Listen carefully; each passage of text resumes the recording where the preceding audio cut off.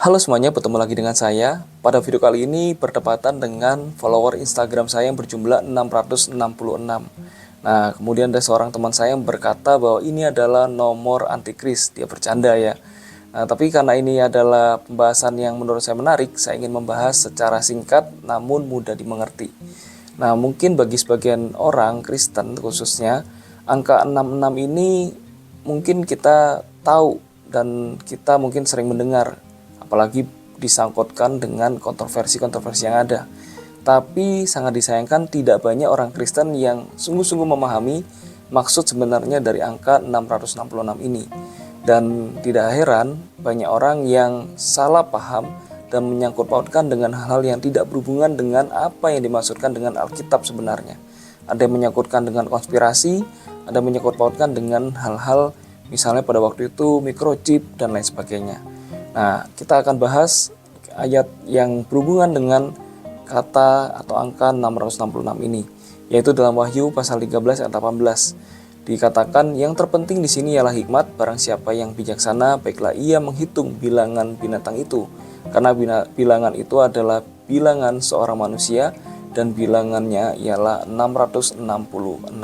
Kalau kita tidak membaca ayat dari kata aslinya, kita merasa kata yang ditulis adalah benar-benar 666. Padahal kalau kita lihat di translate interlinearnya, di situ menggunakan kata Yunani yaitu Ki, Si, dan Sigma. Ya, kalau diterjemahkan 666. Nah, kalau kita lihat di dalam pembahasan Wahyu pasal 13 ini, sebenarnya ini adalah perkataan dari Rasul Yohanes yang adalah seorang Yahudi, dan dia menuliskan sesuai dengan perintah daripada Tuhan Yesus, dan tulisannya ini sebenarnya dapat dimengerti oleh pembaca pada waktu itu, secara khusus juga pada 7 jemaat yang menerima surat Wahyu atau kitab Wahyu dari Rasul Yohanes ini. Nah, kalau kita lihat di situ sangat jelas kata 666. Nah, coba kita akan memahami apa sih maksud dari 666 ini. Nah, kalau kita tadi saya bilang ya bahwa Yohanes itu adalah seorang Yahudi yang menulis kitab Wahyu dengan pemikiran orang Yahudi.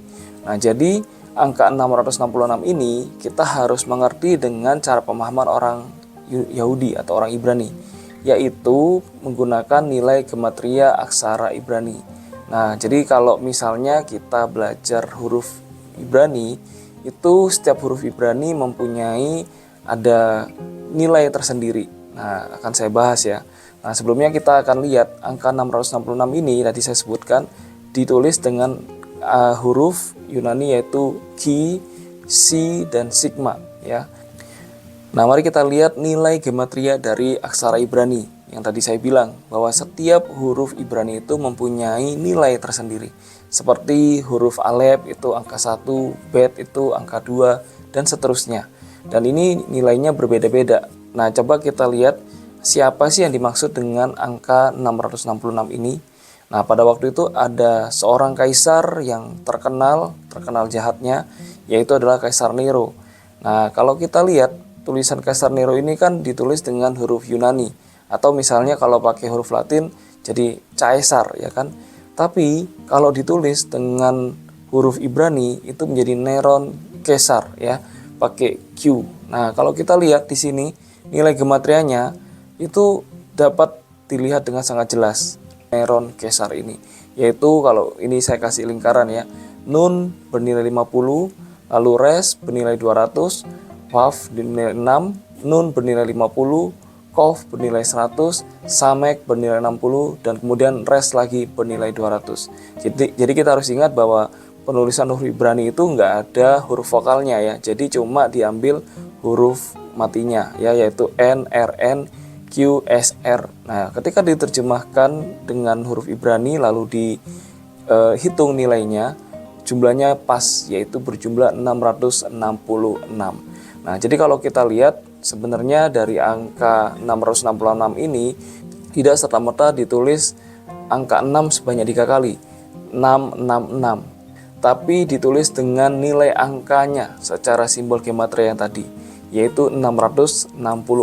Nah, kalau kita lihat sekalipun tadi saya bilang menggunakan huruf Ki, Si, dan Sigma, tapi juga bisa digunakan, yaitu penulisan angka yang ditulis utuh, Ya, kalau kita baca pakai huruf Yunani yaitu hexakosioi hexakontahex ya 666. Nah, demikian pembahasan dari saya. Semoga hal ini dapat dipahami. Nah, apabila ini cukup menarik, mungkin bagi teman-teman bisa memberikan pertanyaan atau tanggapan sehingga saya akan dapat melanjutkan pembahasan yang berhubungan dengan angka 666 ini atau hal-hal yang berhubungan dengannya. Demikian pembahasan dari saya. Bye.